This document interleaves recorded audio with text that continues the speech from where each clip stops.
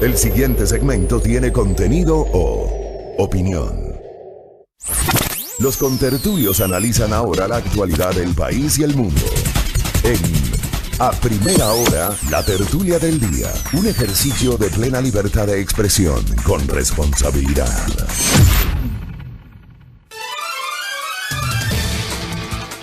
Muy bien, 6:20, buenos días con todos. Veo que hoy, pese al frío, porque hace mucho frío en la capital, se han levantado muy temprano, muy temprano, una interesante número de visualizaciones a esta hora de la mañana para escuchar a Tertulia. Con Tertulio, ¿cómo le va? Bien, con Tertulio, veo que sí, que la gente ha madrugado el día de hoy. Ayer estaban medio dormidos, ¿no? Sí, ayer terminamos el programa deprimidos ayer. Sí. No nos fue tan bien en redes como esperábamos. O sea, Pero bueno. sí, pero no como esperábamos. no como esperábamos. Claro, pero es que bueno. nosotros ahora que ya somos súper conocidos, No, influencers, qué va. somos ahora para el troll center del gobierno. Ni en el conjunto donde vivo. Ni en créanme. mi casa soy influencer, gacha. Ni en el conjunto Oye, donde vivo. Oye, tengo mucho para comentar. Sí, yo también quería empezar con algo rapidito, porque Luis Miguel Álvarez nos pedía que comentemos y mencionemos, va a ser de pasada, por qué el presidente Iván Duque, el presidente de Colombia, llamó a su embajador Francisco Santos en Estados Unidos a una consulta. Bueno, esto es rapidito. A propósito, hoy en Colombia se preparan una serie de manifestaciones convocadas por sindicatos, de estudiantes, de organizaciones sociales y demás. Igual, la misma tónica que en Chile, que en Colombia, que en otros países, protesta social de descontento con las políticas económicas de ajuste que está llevando adelante el gobierno de Iván Duque, además de otros temas vinculados a violaciones de derechos humanos, ¿no? Como aquel bombardeo en el que fallecieron 8 niños y que le costó el puesto al ex ministro de Defensa del gobierno de Duque. Bueno, resulta que el embajador en Estados Unidos de Colombia, el embajador en Washington, en una conversación telefónica que fue pinchada con quien sería el reemplazo de Carlos Holmes Trujillo, el canciller, ahora va a ser reemplazado por una señora de nombre Claudia Blum. En esa conversación, el embajador colombiano en Washington menciona que el Departamento de Estado de Estados Unidos es ahora mismo una oficina vuelta a un desastre, que el trabajo de Pompeo no es el mejor, que está que es muy burocratizado el trabajo del Departamento de Estado, que no están teniendo un trabajo coordinado, sinergia, etcétera, que la política internacional del gobierno de Trump es deficiente. Habla también de las deficiencias del manejo de política internacional de la Cancillería colombiana al mando de Carlos Holmes, y da cuenta de que prácticamente todo lo relacionado con Venezuela se está manejando desde el gobierno de Colombia, que toda la política internacional del gobierno de Duque está, digamos, con la mira puesta en Venezuela y en lo que pueda suceder en Venezuela. Mira tú. Entonces es un tema muy grave, Qué bárbaro. Y por eso es el llamado a consulta. Sí, al sí, embajador. algo, creo que fue un escándalo en Colombia. Sí, ¿eh? ajá. Creo que fue un escándalo. Y claro, ayer hubo todo un debate entre la comunidad digital colombiana respecto de la validez de grabar y luego difundir. O sea, el tema es complejo, realmente es muy complejo. Pero es complejo también lo que dice. Pero ¿no? eso te iba a decir, Es como- pero o sea, al final del día te termina develando qué es lo que está ocurriendo, qué es lo que pasa por la cabeza de esta gente que gobierna ese país. ¿Cuál es la influencia en este caso de los Estados Unidos respecto de lo que ocurre en Colombia y de lo que ocurre también en Venezuela? O sea, muy parecido a los WikiLeaks. ¿eh? Claro, y digo, lo que me parece a mí que es raya en lo incoherente y en lo absurdo es el hecho de que tienes tú gobiernos como el de Colombia y de Ecuador que ahora mismo están hablando de la injerencia de Venezuela con sus hordas castrochavistas en Ecuador, en Colombia, en Chile, con las protestas y tal, y esos son los primeros en tratar de entrometerse en los problemas internos de Venezuela. Incoherencia total. Tremendo lo que está pasando. Pendientes de lo que ocurre en Colombia. Acá en el Ecuador hay tantas cosas para comentar, amable audiencia, con Tertulio, que he hecho hasta una lista de los temas y ojalá que nos alcance el tiempo para comentar. Así te veo. Sí, he hecho una lista porque, ¿sabes qué? Ayer fue un día de tantas cosas y qué pena que la mayoría de cosas sean materia, evidentemente, de una crítica periodística, porque eso es lo que hacemos en este espacio. Muy lamentable lo que ha ocurrido ayer en el Palacio de Carondelet. Yo estoy, créanme, estoy sorprendido porque lo que ocurrió ayer en Carondelet devela cero empatía con los niños. Un grupo de niños fue invitado por el señor presidente de la República a uno de los salones de Carondelet a un acto para conmemorar los 30 años de la Convención de los Derechos de la Niñez. Yo pregunto, respetuosa pero frontalmente, si les va a incomodar tanto que los niños tengan una postura y que hablen, ¿para qué los invitan? O sea, de verdad, ¿de qué estamos hablando? Si tanto les molesta lo que pueda decir un niño. Señores, a mí me parece legítimo que entre políticos haya debates, haya inclusive desavenencias, que es, digamos, parte de la vida cotidiana. Pero que un adulto discuta con un niño o debata con un niño, y no en los términos más adecuados, porque tú también puedes tener una discusión con un niño. Pero hay formas, pues. O sea, yo soy padre, soy cuasi abuelo, porque tengo un sobrino nieto.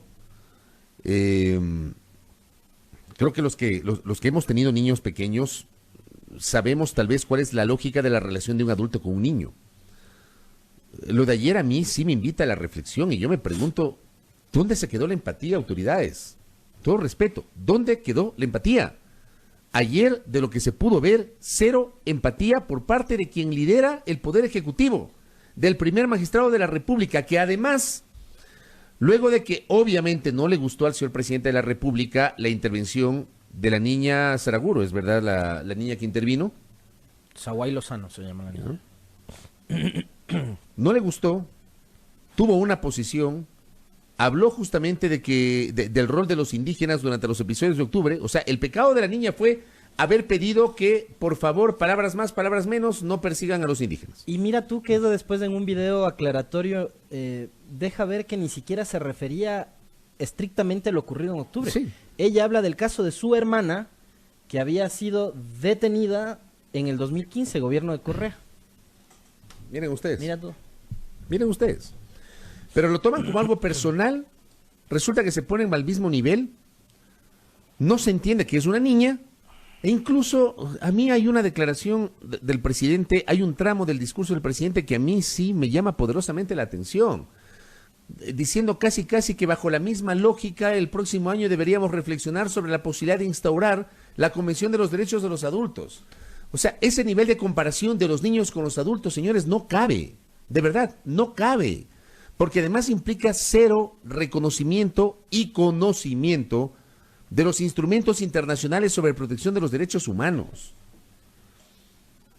O sea, yo sí lamento eso, contertulio, créeme, a mí me ha causado una honda sorpresa, tomando en cuenta que el señor presidente de la República, durante su vida política, pero particularmente durante su desempeño como vicepresidente de la República, le mostró al país unas características totalmente diferentes a lo que, por ejemplo, ocurrió el día de ayer en el Palacio de Carondelet. Yo sí hago un sentido llamado a la reflexión sobre lo que pasó el día de ayer, porque se trató de una niña. Y no me vengan con ninguna explicación ahí o con ningún argumento que los niños son manipulables, que no sé qué, que no sé cuándo. No, perdónenme. Termina siendo una niña y un adulto termina discutiendo con esa niña y termina rebatiéndole a esa niña, y creo que esa forma de rebatir no fue la correcta y no fue la adecuada, tratándose del personaje de quien estamos hablando, que es el primer magistrado de la República. Y creo que faltó mucha empatía en el desarrollo de este episodio en el Palacio de Carondelet, contertulio. ¿Cómo le viste tú? Sí, y mira tú que esto ocurre justo días después de que el gobierno nacional sacara esta famosa campaña publicitaria de los pañuelitos de estos celestes, ¿no? Y en Diario El Universo, les recomiendo que lo busquen, con fecha 18 de noviembre, nuestro buen amigo, ya es nuestro buen amigo, ¿no? El doctor Andrés Seminario. Sí. Que es un tipo que sabe muchísimo de materia de comunicación y de comunicación audiovisual también. Fue secretario de comunicación durante el gobierno de Alfredo Palacio. Él escribió un artículo que fue publicado en Diario El Universo, que pueden encontrarlo también en sus redes sociales, tal cual, Andrés Seminario, en Twitter, Cuidado con la falacia del superhéroe, en donde él hacía un análisis de esta campaña publicitaria del gobierno, donde varios de los ministros de Estado, que además no son sus funciones, pues, un secretario de Educación Superior con tertulio que tiene que dedicarse a la política pública de la educación superior. El señor no tiene que andar recorriendo las comunidades ni los cantones repartiendo ayuda. El señor tiene que encargarse de la educación superior. Para eso está el MIES, para eso está el Frente Social, para eso está la campaña de las Manuelas y demás. Pero les recomiendo que lean este artículo de Andrés Seminario. Se llama Cuidado con la falacia del superhéroe. Y ahí ustedes van a encontrar una lectura muy precisa de cómo se venden marcas, cómo se venden actores políticos a través de la publicidad, tratando de mostrar lo que no son. Al final de su artículo concluye: para persuadir, motivar o ser recordado personas o marcas o gobiernos deben crear historias de esfuerzo humano de la gente, no de los funcionarios. Ayer creo yo que el llamado de atención de la niña ni siquiera merecía una respuesta del presidente. Con el silencio creo que hubiera hecho muchísimo más el señor Moreno, pero decidió contestarla y la contestó de la peor manera posible. Es una niña indígena además. Después hubo reacciones con respecto a eso, porque los niños del Palacio de Carondelet fueron trasladados a la asamblea. Y resulta que en la asamblea también ya no fue solo la niña Zaraura, sino fueron otros menores de edad o niños que se refirieron a lo ocurrido en el palacio, porque resulta que a la chiquita no le dejaron ni siquiera tomarse la foto y fue reprendida. Eso ustedes van a poder encontrar testimonios en la cuenta de Twitter de la doctora Sibel Martínez. Exacto. Sibel Martínez es la vicepresidenta del Consejo de Protección de Derechos de Quito. Sibel Martínez es una mujer muy seria y además es una profesional que a lo largo de su vida ha trabajado por los derechos de los niños, niñas y adolescentes. No estamos hablando de una activista política, no estamos hablando de una militante con un sesgo ideológico político, que seguramente debe tenerlo, pero yo me refiero a su trabajo. Y ella, por ejemplo, ayer publicó: las y los niños salieron llorando de Carondelet, les retaron por sus intervenciones, es que estas no salieron de acuerdo a lo planificado. La idea era sonreír para la foto nada más. De verdad, qué falta de empatía, qué falta de humanidad, qué falta de sensibilidad. No lo entiendo. Les prometo, de verdad, yo no lo entiendo. En este punto ya no entiendo nada. Que te pongas a responder a un niño, que creo que es legítimo que tenga su posición, en el día que estás celebrando los 30 años de la Convención de los Derechos de la Niñez, y que encima digas, vamos a reflexionar para ver si el próximo año instauramos la Convención de los Derechos de los Adultos. Porque los indígenas persiguieron, porque los indígenas cerraron negocios, destrozaron destrozaron Quito y no sé qué. O sea, empezar a acusarle a una niña con tertulio, esas cosas presidente debería decirles. Por ejemplo, después se reunió con los de la FEINE, con los representantes de la Federación de Indígenas Evangélicos. A esos era de que les reclama el presidente por el tema de los destrozos, de la violencia y no sé qué, y del vandalismo. Pero no a una niña. No cabe. No a una niña. De verdad que no cabe. Y me da una pena porque creo que el hecho fue invisibilizado por la mayoría de medios, además. Eso no me sorprende. Eso, en cambio, no me sorprende. O sea, eso me sigue decepcionando.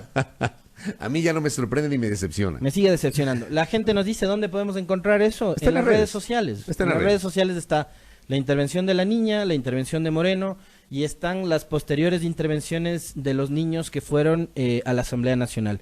Ahí van a poder encontrar, los propios testimonios para que ustedes se hagan de un criterio que no tenga relación con lo que estamos nosotros ahora mismo comentando.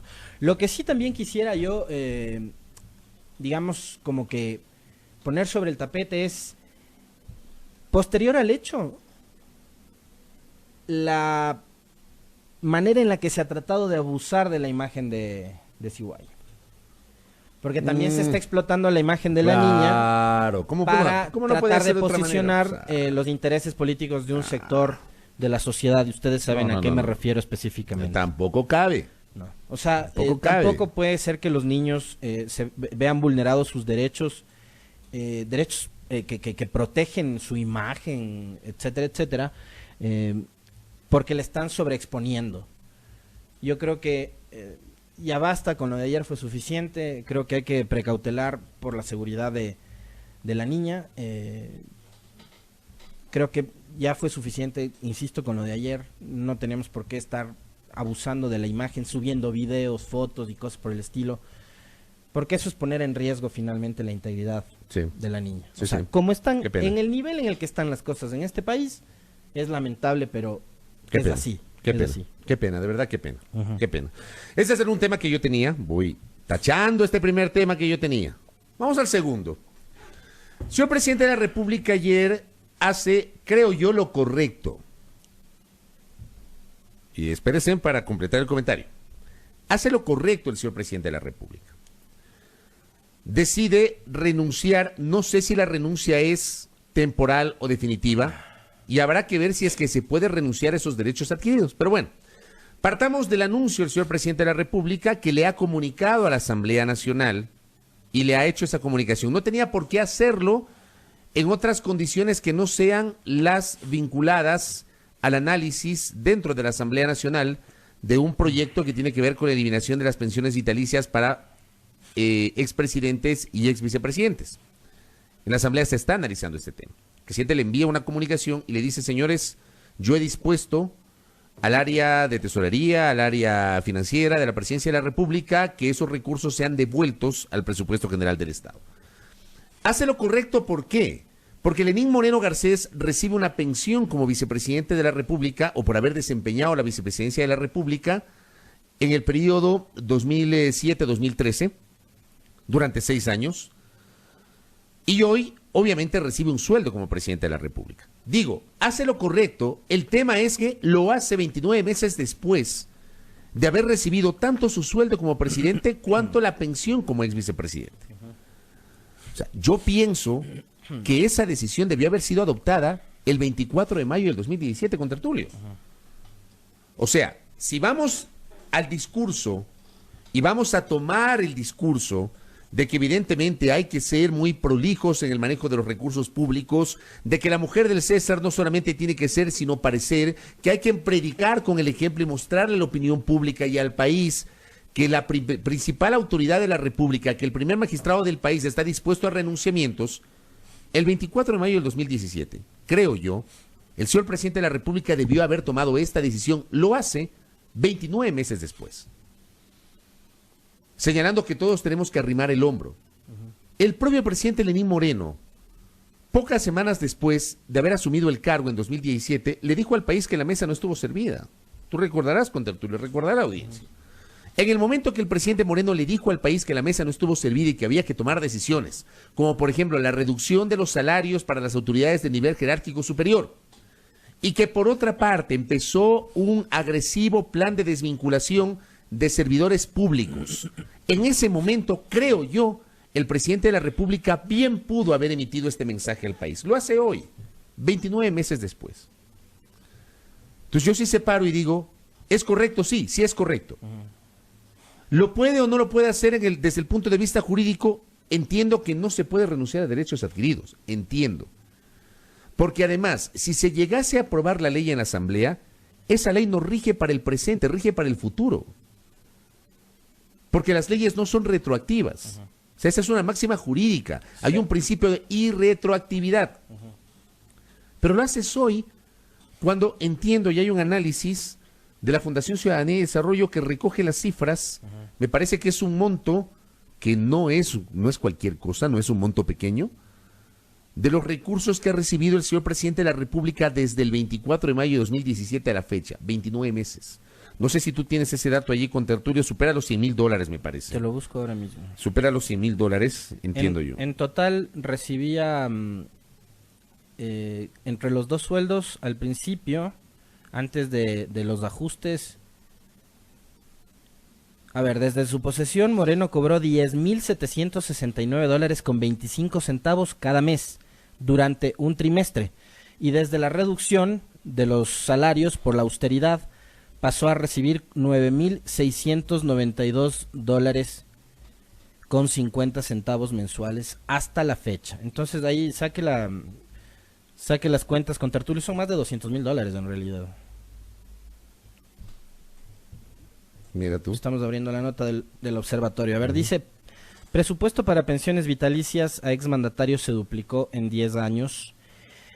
En 2008, cerca de $595,000 se destinaba al pago de pensiones vitalicias de los exmandatarios ecuatorianos. Esta cifra aumentó a poco más de $1,084,000 al cierre de 2018, de acuerdo a los registros proporcionados por el Ministerio de Finanzas al Observatorio de Gasto Público de la Fundación Ciudadanía y Desarrollo. De este dinero, salido de las arcas del Estado, se benefician 26 personas entre exmandatarios, sus viudas o herederos. El monto se estima con base en el sueldo vigente para presidente y vicepresidente de la República, actualmente en $5,635 y $5,410. Conforme al artículo 135 de la Ley Orgánica de Servicio Público, los CEP dispone que los exmandatarios tienen derecho a una mensualidad vitalicia equivalente al 75% de la remuneración vigente. La pensión de los expresidentes asciende a $4,226 y de los ex vicepresidentes a $4,057 con 50 centavos. Moreno cobra doble sueldo. Lenín Moreno comenzó a cobrar su pensión vitalicia una vez culminó su periodo como vicepresidente durante el gobierno de Rafael Correa. El monto que cobra por esta pensión es de $4,508, con la reducción de sueldos en el sector público por la ley de austeridad desde septiembre del 2017. Las pensiones de expresidentes también se redujeron a $4,057. Una vez electo y posesionado, Moreno comenzó a percibir también un sueldo de $6,261 y por la misma disposición normativa antes mencionada, el sueldo del mandatario se redujo a $5,635 sin considerar décimos u horas suplementarias. Así, desde su posesión, Moreno cobró $10,769 cada mes durante un trimestre y desde la reducción por la austeridad bajó a $9,692 con 50 centavos mensuales hasta la fecha. El artículo 117 de la LOCEP prohíbe el pluriempleo y percibir dos o más remuneraciones. Es así que en mayo del 2018 la presidencia consultó a la Procuraduría General del Estado sobre este caso. La entidad confirmó un vacío normativo e indicó que las pensiones tanto vitalicias como jubilares no se consideran remuneraciones según el marco legal ecuatoriano, por lo que no existe una violación de la norma ni una prohibición para que Moreno perciba ambas remuneraciones. En un comentario anterior, a propósito de una consulta que me hacía un oyente el día de ayer, que creo que también es colega periodista, Ítalo Ceballos, que le mando un saludo. Sí, Ítalo es colega. Es colega. Yo lo conocí en Brasil hace años, ¿no? Ajá. Viví en Brasil, Ítalo. Exactamente. Yo me mantengo en lo que dije aquella ocasión. El hecho de que hablar de $1 millón anuales que destine el Estado para pagar pensiones vitalicias a exgobernantes, me parece que es una cifra periférica, tangencial, en comparación a las necesidades o las urgencias que tiene el Estado. Yo me sostengo, es $1 millón. Es $1 millón, no es más. Para un presupuesto de 35,000 millones de dólares. Claro. Es una cosita. Pero creo que con ese $1 millón se podría hacer algo más. Si ustedes me preguntan a mí, y yo también me mantengo en lo que dije ese día, puedes haber sido muy presidente o vicepresidente de la República, por muy bueno o muy malo que seas, o que hayas sido en tus funciones, nadie te pidió que te postules. O sea, yo no creo que el Estado deba pagar pensiones vitalicias con Tertulio, esa es mi opinión. La patria te agradece por los servicios prestados a una campaña a la que tú solito te metiste. El Estado no tiene por qué pagar pensiones vitalicias. Esa es mi opinión muy particular. Capaz ustedes pueden pensar distinto, yo respeto esa visión, pero para mí el Estado, aunque sea $1 o sean 5,400 como en este caso, no tienen o 4,000 y pico de dólares, creo que el Estado no tiene por qué pagar pensiones vitalicias a nadie. Correcto. Yo creo que eso está para el debate.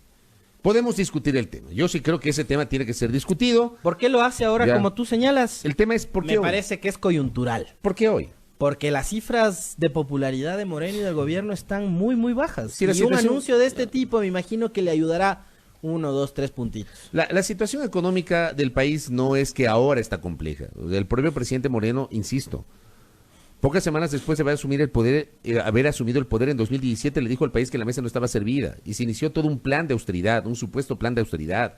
Hubo anuncios que no se concretaron, como por ejemplo la venta de uno de los 2 aviones presidenciales. No se concretaron.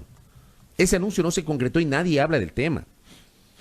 Y yo insisto, en el fondo me parece correcto lo que ha anunciado el presidente de la República. Me parece correcto. Habrá que ver si jurídicamente se puede hacer, pero creo que a mí me parece correcto. Me llama la atención que lo haga hoy, cuando debió haberlo hecho antes, hace meses debió haberlo hecho. Me dicen a mí que el presidente Moreno recibe una tercera remuneración. ¿Tú tienes claro eso? ¿Qué es la jubilación? Es la pensión por jubilación. Ese es un derecho adquirido. Ese es un derecho adquirido. O sea, si el señor ya se jubiló, nadie le puede quitar. Ese es un derecho adquirido. Sí. El tema de la jubilación. De acuerdo. Acá estamos hablando de que percibía sueldo como presidente y pensión vitalicia como vicepresidente. Si tan grave era la situación económica como nos lo han hecho creer y nos lo han hecho pensar, creo que el gesto de desprendimiento de esos... ¿Cuánto es el monto, contertulio? Perdón, ya se me fue la cifra. 4.000... lo que recibe mensualmente. 4.057. Sí. 4.057. Ya. Si tan grave era la condición económica del país y si tanto debíamos ajustarnos los cinturones como nos lo han dicho, creo que tenía que haberlo hecho, como tú señalas, desde mayo del 2017. Debió haberlo hecho. ¿Por qué lo hace ahora? Porque es un tema coyuntural, porque las cifras, insisto, de popularidad del gobierno están muy mal y este tipo de anuncios me imagino que algo ayudarán. Me preguntan si el presidente no recibe algún valor de Ginebra, de su representación de Ginebra, no. Por haber sido el enviado especial de Naciones Unidas para las discapacidades. O sea, el sueldo que recibía durante su... Sí, claro. Me decían eso. Pero bueno, este tema también está ahí para el debate. Vamos al otro tema. ¿Qué más tienes? Quiero atar, digamos, 3 cosas en una porque creo que derivan en lo mismo. En el famoso Estado de Derecho, la presunción de inocencia y el derecho a la defensa. Di lectura a una nota de diario El Telégrafo, que perdóneme, esta nota no puede pasar de agache. Todos los detenidos por el incendio de la Contraloría ya están en libertad. Señores, no puede pasar de agache. Todos los detenidos están en libertad. Resulta que son 34 procesados. Todos inicialmente estaban detenidos. Inicialmente se les acusó de terrorismo y resulta que en el curso del proceso la Fiscalía tuvo que reformular cargos contra los 27 investigados mayores de edad. Al no encontrar elementos suficientes, ya no van a ser procesados por terrorismo, sino por sabotaje, paralización de servicio público y de destrucción de registros. A mí me parece que esto no puede pasar de agache y lo ato con 2 episodios de ayer contemporáneo. El uno, la inexplicable detención de Juan Paredes. Explíquele a la audiencia quién es Juan Paredes, por favor, contertulio. Juan Paredes es un cantautor chileno, integrante de la agrupación Pueblo Nuevo, que es propietario de un negocio, no sé si llamarle de entretenimiento, pero es una cafetería y un hostal, por acá cerca de la Universidad Católica. Y bueno, fue ayer allanado su hostal y su domicilio, donde encontraron 2 carabinas de adorno, de esas que suelen tener por lo general los abuelos, ¿no? Esas carabinas de cartucho. Yo recuerdo que mi abuela tenía como 4 y una de bala U tenía. ¿Dónde estarán? No sé, pero bueno. Encontraron 2 en su casa y fue detenido por eso. Juan Paredes, que es cantautor chileno. Pero inicialmente lo habían detenido porque lo pretendían vincular con rebelión. Claro. Después va a ser procesado por tenencia de armas. Ya, y resulta que recuperó la libertad. Ajá. Ya. O sea, ¿de qué estamos hablando? Sí, pero tienes el caso, para mí, digamos, más emblemático para la comparación, es el de los 14 de la Contraloría. De acuerdo. A ellos les encuentras en el interior del edificio, mientras se está quemando el edificio. Digo, si quieres flagrancia, ahí está. Ahí está la flagrancia. Claro, porque flagrancia. En el caso de la señora Pavón, de Virgilio Hernández y de Cristian González, lo que hay son tweets. ¿Sí? y unas supuestas llamadas que, de lo que tenemos entendido, por lo que nos lo ha dicho el abogado aquí, él como parte procesal todavía ni conoce el contenido. O sea, conoce los medios, pero no conoce al abogado. Y ayer a Paola Pavón le volvieron a negar la posibilidad de defenderse en libertad. Yo quiero ser muy claro, porque a veces, o no siempre se entiende la posición personal que uno muchas veces tiene, como comunicador, como periodista y como ciudadano. Yo repito y no me voy a cansar de hacerlo, amigos, amigas, que nos escuchan, que nos honran con su sintonía.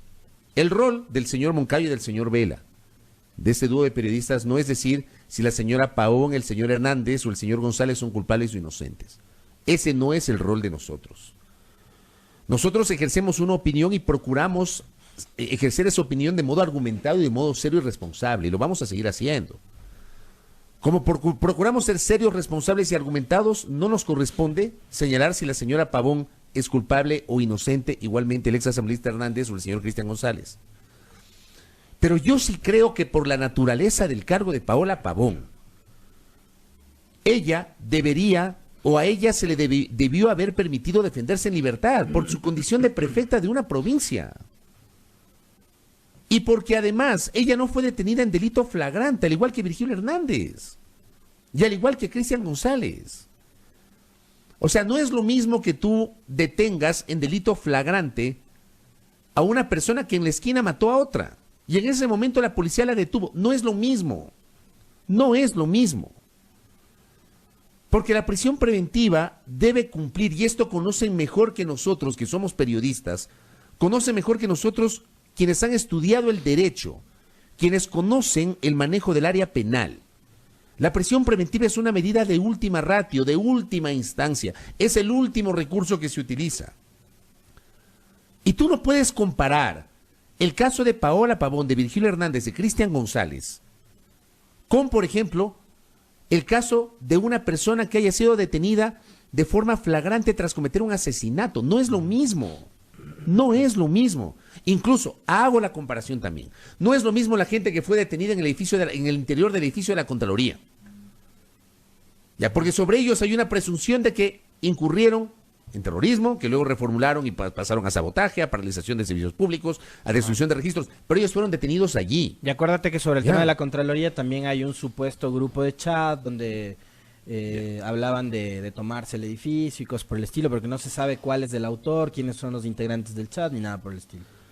Entonces, yo me pongo a pensar, en el caso de la señora Pavón, ¿por qué no le permiten o no le permitieron defenderse en libertad? Paola Pavón indefectiblemente va a perder su cargo. O sea, para mí ya es inevitable, es inevitable. Y ese es uno de los argumentos que sostiene su defensa, es parte del objetivo político de este caso judicial, que es despojarle a Pavón de la prefectura que ganó en las urnas en marzo pasado. Imagínate, en 3 semanas más o menos vencerá el plazo establecido o el tiempo establecido en el Código de Organización Territorial COTAT para la concesión de una licencia de una autoridad de elección popular que ejerce, digamos, un gobierno seccional. En este caso, la prefectura de Pichincha. Son 60 días, ella pidió licencia. Vencidos esos 60 días, la ausencia, que es temporal, se convierte en ausencia definitiva. Y tendrá que asumir el cargo de forma definitiva el viceprefecto de la provincia, Alessandro Tonelo. Y Paola Pavón perderá el cargo. Yo pregunto, ¿y qué va a pasar si después de 90, de 120, de 150 días recupera Paola Pavón la libertad? Yo me pongo en ese escenario. O es declarada inocente. En ese escenario. ¿Qué pasa si después de 150 días, de 180 días, después de un año, Paola Pavón es declarada inocente y es sobreseída de su caso? ¿Qué va a pasar? ¿Quién le va primero a devolver los días que perdió en prisión? Primero. Y segundo, ¿quién le va a devolver el cargo? Cargo que lo ganó en una elección popular. Una elección. Porque, insisto, aquí el punto no es que uno diga si es culpable o inocente, porque para eso están las cortes. Y si la señora Pavón es sentenciada con todos los elementos de convicción, pues ahí están las leyes. Oye, y te voy a citar otro caso a propósito de las comparaciones, porque me parece que vienen bien. Pero son inevitables las comparaciones. Vienen bien, porque ahí tú pones en evidencia cómo la justicia en este país, en este Ecuador de 2019, actúa con absoluta selectividad. tú tienes otra autoridad de elección popular que también estuvo involucrada, bueno, digo también, que sí estuvo involucrada en las revueltas de octubre y que fue parte de la toma de la asamblea, que es Carlos Oyacu Pérez Guartambel, prefecto de la SUAY. ¿Con él cómo está operando la justicia? No, A pesar de que hay una denuncia presentada por el asambleísta Villamar en su contra. Nada. ¿Qué ha pasado con Carlos Nada. Pérez Guartambel? Nada. Él es prefecto de Azuay. Si querían flagrancia, ahí tienen flagrancia. Pues las imágenes del circuito cerrado de televisión de la asamblea, donde el señor está liderando la toma del edificio. ¿Sabes qué es flagrancia? Flagrancia es el caso de Jofre Poma y del prefecto de la provincia de Sucumbíos. Amado Vargas, me parece que es. Eso es flagrancia. Amado Chávez. Amado Chávez, perdón. Eso es flagrancia. Ya, porque al señor Poma, y por eso no pidió la justicia autorización a la asamblea para enjuiciarlo penalmente, porque se trató de un delito flagrante, y cuando se trata de un delito flagrante, el principio de inmunidad no le protege a un legislador. Ya discutimos en su momento el hecho de que por qué en el caso de Jofre Poma no le concedieron el beneficio de la suspensión condicional de la pena, que sí lo ejercieron en el caso del prefecto. Ahí hemos asistido sorprendentemente a conocer que resulta que hay una indagación previa abierta hace 5 años y que no ha sido cerrada sobre Poma. O sea, indagación previa, que además la indagación previa, señores, no es un proceso. La indagación previa no es el inicio del proceso. El proceso inicia con la instrucción fiscal, no con la indagación previa. Y resulta que por eso al señor Poma, pese a que no tiene una instrucción fiscal en otro caso, al señor Poma no le concedieron la suspensión condicional de la pena. Pero digo, yo sí separo el tema de la flagrancia. Y mira tú, otra comparación que resulta inevitable, el caso de Poma. Entonces yo digo, si la señora Pavón mañana o pasado es encontrada culpable, pues que sea sancionada, que sea sentenciada, pero en derecho. Y yo creo que ella, por la naturaleza del delito por el cual está siendo investigada, del supuesto delito por el cual está siendo investigada, y tomando en cuenta que además ejerce un cargo de elección popular, yo sí creo que ella debieron haberle dejado defenderse en libertad. Denle medidas cautelares sustitutivas, póngale en el grillete electrónico, prohibición de salida del país, orden de presentarse una vez a la semana a la Corte Provincial de Justicia, lo que sea.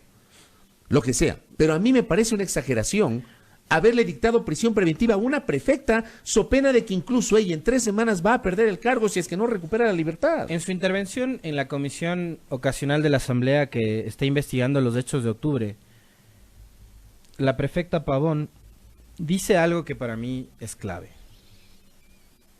Y que además, digamos, no es nada técnico, jurídico, ni nada por el estilo. Es una percepción y es una opinión con la que indefectiblemente yo estoy de acuerdo porque las circunstancias así nos están demostrando. Ella dijo que está detenida y que es perseguida por ser correísta.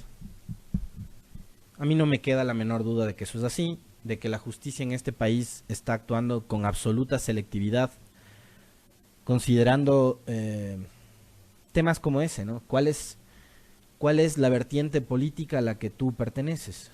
Y eso me parece que es una barbaridad. El pecado de Pavón seguramente fue haber ganado las elecciones. Entonces ahora por la vía judicial están haciendo lo que hicieron por la vía legislativa con el Consejo de Participación Ciudadana.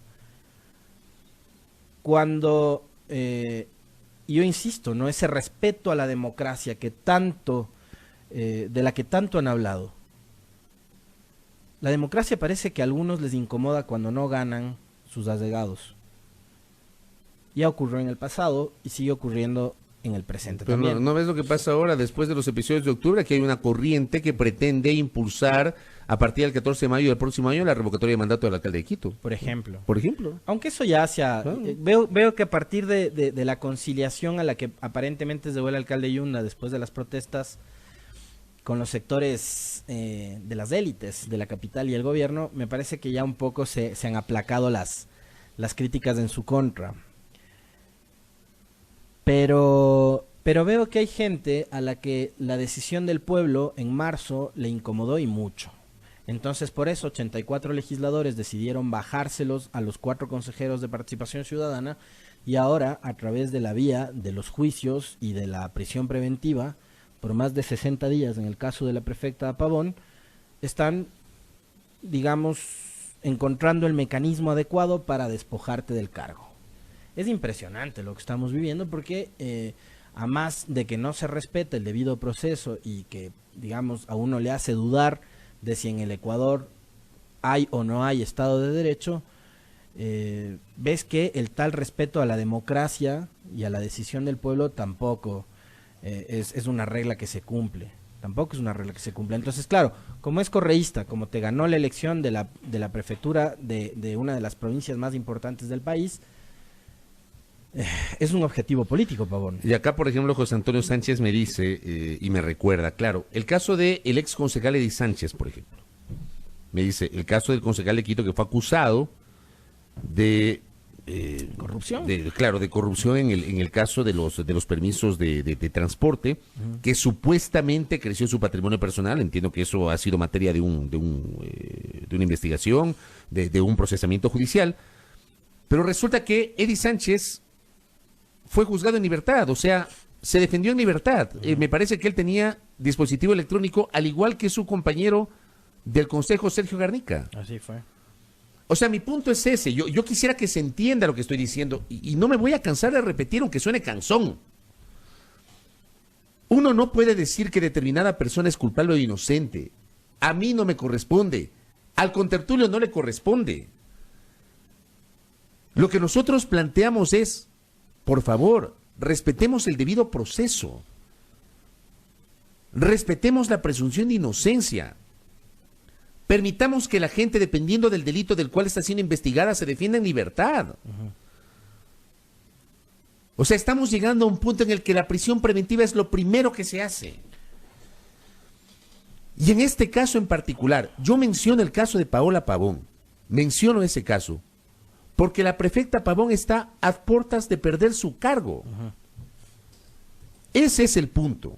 O sea, digo yo, en un Estado de Derecho donde tú respetas las leyes, donde tú analizas las cosas con cabeza fría, y tomando en cuenta que en 3 semanas más o menos podría perder el cargo como prefecta, ok, concédele el recurso, dale medidas cautelares sustitutivas, sigue con el proceso investigativo, permite que se defienda en libertad.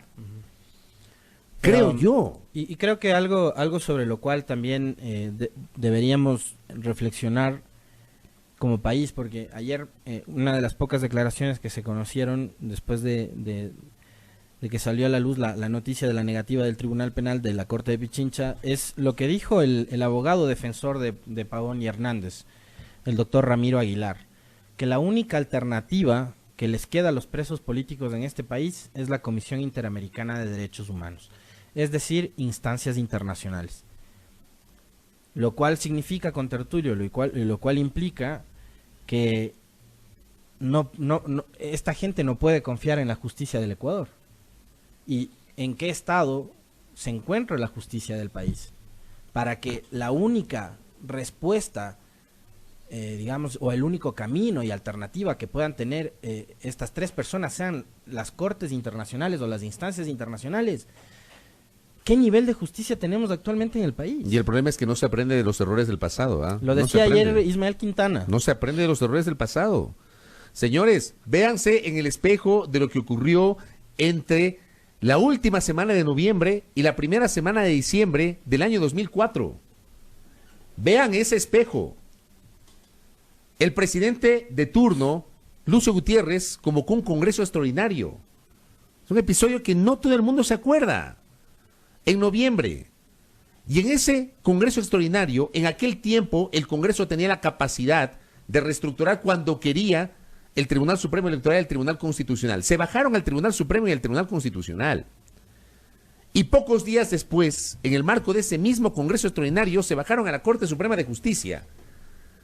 O sea, la operación fue, entre comillas, perfecta. Primero te bajas al organismo de control constitucional para que no haya reclamaciones por esa vía. Lo reestructuró el Congreso de la época. Y luego se bajaron a la Corte Suprema de Justicia cuando no tenían atribuciones.